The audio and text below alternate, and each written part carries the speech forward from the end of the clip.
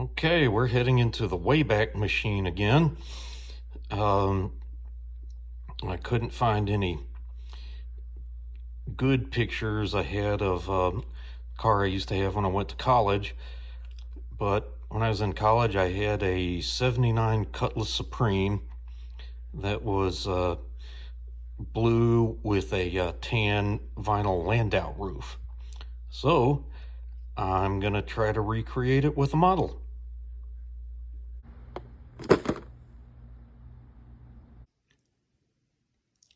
There are plenty of YouTube channels with great modelers who have great production skills. This is not one of them. Welcome to Cable's Creations. So this is something new for me, working with a resin body. And you may ask, why a resin body? Well, they don't make kits of 79 Cutlasses, or at least street 79 Cutlasses. I did find one NASCAR model, but just way too much to change up on that. That's beyond my scope. But interesting thing, it doesn't really have all that much in the way of trim molded in, so I'm going to have to do that with styrene. And that means super glue, because irregular Tamiya cements and such aren't gonna stick to resin. So already kind of behind the scenes, or at least unfilmed, washed it off first with Dawn, then Clorox, and then another round of Dawn. I've just seen some videos saying that's what you should do with resin bodies. Although somewhat controversial to do that with styrene kits, as apparently they're not using mold release agents anymore. They pretty much have to with resin bodies. I didn't feel anything too oily, but I noticed things when I would spray it with water, it would kind of bead up instead of being in sheets like you want it to when, or like you're supposed to get it. So first step is going to be priming, and then doing that to make sure any scratch marks or anything are gone. Also going to use a little thicker primer, the 1200 instead of the 1500 Mr. Surfacer. And once I get it all good and prepped, I'm going to use some styrene to create the trim. And after I create the trim, I'm actually going to use a new, or at least new to me, painting technique to recreate the vinyl top. Also, it's not a full resin model, it's just a resin body. So I picked up this kit at Hobby Lobby to have a chassis, wheels, tires, and an interior. And already I've had to kind of trim down the chassis so that it would fit inside the body. So that's some of those differences between the 85 and the 79. And here's a little tip that I kind of got into by accident. Hasn't happened to me yet, but I put my Mr. Leveling Thinner in a smaller bottle. The idea behind it is if I contaminate it by accidentally putting a pipette that's got some paint in it, I only contaminate this much instead of the entire bottle. Kind of how I backed into that idea was my last bottles, it was running low, couldn't get the pipette all the way down to the bottom, so I just put it into a smaller empty bottle. And afterwards I thought, hey, I would just contaminate a little bit. And if you've been watching my channel for long, you would know that that's something that would happen eventually. Okay, one thing I've discovered is that part right there, I guess that might be called the B pillar. I don't know if I'm looking at my reference photos. Back up a little bit, but you can kind of tell how it's not really sunk in quite like this one is. So looks like I'm gonna add a little styrene to bring that up a little bit more. And actually, as I see this, got some more sanding because there's some those diagonal lines, like that might have been from 3D printing the master of the master that guy used to mold this one. Add a little styrene and do some more sanding. All right, got the styrene onto there and here as well. Looks like need to maybe do a little bit of gap filling there. Maybe another little sliver of styrene. One thing, gonna need to sand it down so that it's sitting flush instead of proud. And right there, get another little piece in. Also spent most of the rest of the afternoon pre-painting a lot of stuff, like the interior, the seats, and then pre-painting a whole bunch of things like the dash and steering wheel in the brown, and then a lot of things glossy black in here, flat black on the chassis, glossy black on another whole bunch of other parts, some of it getting ready to have metallic put over the black. So doing some more pre-painting today, and then this is something new for me. So that's flat aluminum over glossy black. I've done that before, but the thing is, I had heard that for metallics, Mr. Rapid Thinner is the better thinner, so I tried that, and just wow, that is looking even better than I've seen the flat aluminum that I've used before. That's looking better than I ever remember seeing it. Also did the same thing on the shocks, masked off part that I'm going to leave black. Then another new thing, when I start working on these, to get some metal on these bumpers, I've actually got a bottle of that hard to find Revell chrome spray. Heard good things about it, seen some videos where it looks incredible, so about to find out for myself. Okay, so I tried out this Revell chrome spray. That's stuff right here. Holy crap! This stuff is incredible. Now I see what all the fuss was about.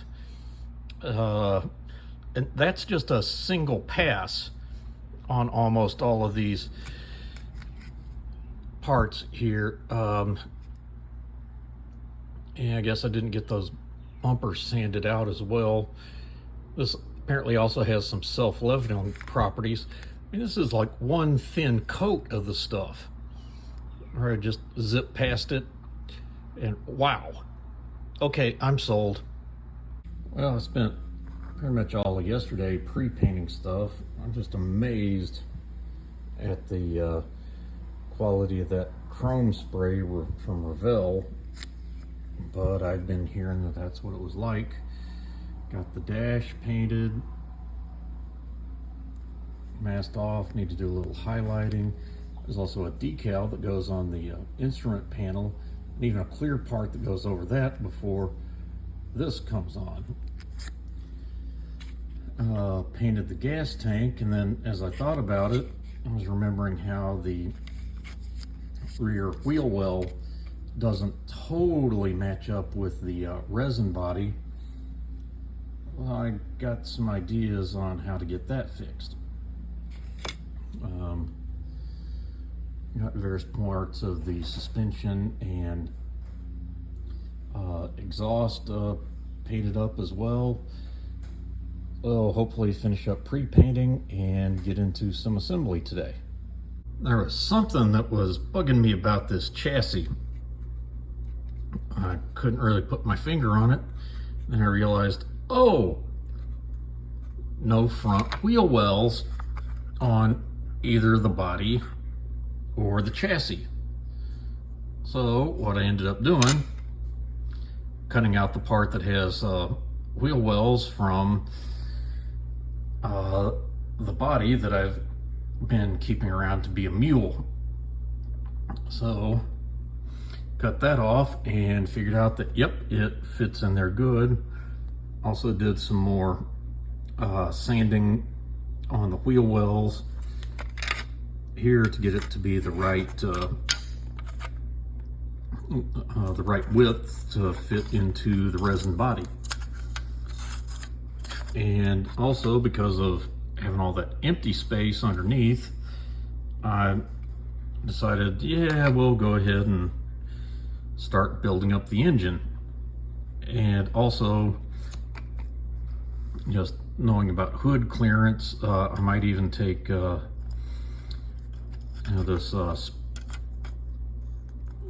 this part, which I think, the distributor cap, might take that off, because I was already figured out that the hood's going to be a little bit on the low side, so unless I had to file off some of this chassis part that I got there, and getting I was kind of doing some dry fitting stuff and figured out, yeah, that's about as much engine, and might even be a little too much, that not going to fit under the hood.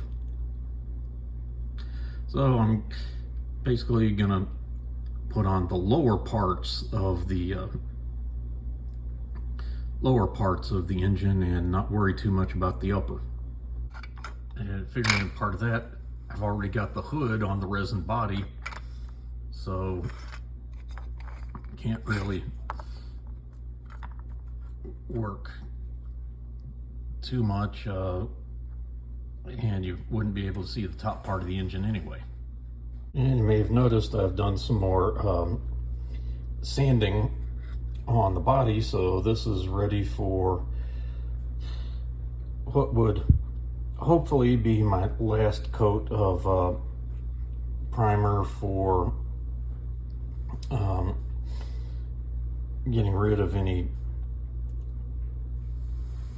like lines that were in there from the resin casting. Hopefully that will be just one more coat of that, and then can move on to final prime. Also, I looked at the styrene half round that I had for making the trim for the Landau top, and it was too big, so should be getting a shipment in tomorrow, but probably gonna have to wait till next week to get that in. And oh, one other thing I got done was finally got that styrene that's along that pillar. Not sure if that would be a B or a C pillar, but I got the styrene sanded down to pretty much match the pillar and get it filled in. Okay, got another coat of flat black from where things have been scratched up on the bottom of the chassis. And I've also got this part into flat black now. It looks like I'm gonna need just a little more right around the on the edge on that side, even though that part's probably going to be covered up by a tire in the end. Also got another coat of primer on the body, and it looks like any of those got a few little molding irregularities right on the edge there that I need to work on. And also I'd noticed I need to do just a little more sanding on the bottom of that piece of trim where I added the styrene. Otherwise, most of those lines, just a little bit there where that character line is. Been trying to be a little careful there not to mess up character lines. So I think just a little more body sanding and she'll be ready. And also before once I get all the sanding done real good, I'm going to pin the side view mirrors on there, and then can start looking at getting other things done. Also, there was actually a little bit of filling I did right there. If you can look real close, just did that with some Mr. Surfacer 500. There was a little kind of air bubble spot right about there. That's looking good. Got a lot of interior things. I'd already painted it, now I've got it into clear coat, especially where the instrument panel is going to be. But that's pretty much gonna call it quits here for this week. Well, that's week one of my first experience with using a resin body. Still got some things to do, maybe some more sanding, and then a final prime, and then using different kind of spray technique to create the vinyl, and also a bunch of assembly. Also, just kind of an update. Didn't have chemo this week because of issues at the cancer center, but so far I've been tolerating it just fine. I've had 4 treatments so far. Side effects haven't been too bad, and much like the last time I went through chemo, all I did was get tired. Never threw up, never just felt god awful, just tired. So as I get into later rounds, might be getting less and less done during the week if I end up spending more time in bed than at the modeling bench. But that's it for this week, and as usual, showing you mine to hopefully make you feel better about yours.